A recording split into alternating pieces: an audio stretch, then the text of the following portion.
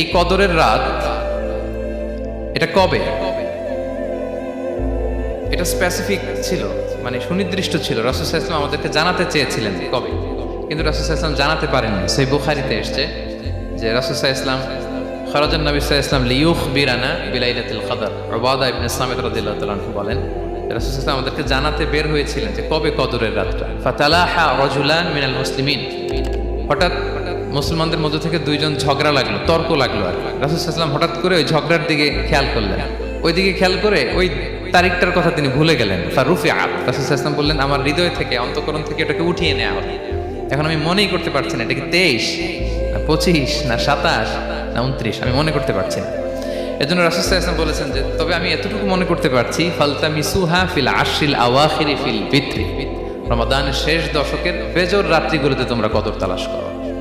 বেজর রাতে যদি তোমরা কদর তালাশ করো তাহলে এই কদর সুনিশ্চিতভাবে তোমরা পাবে।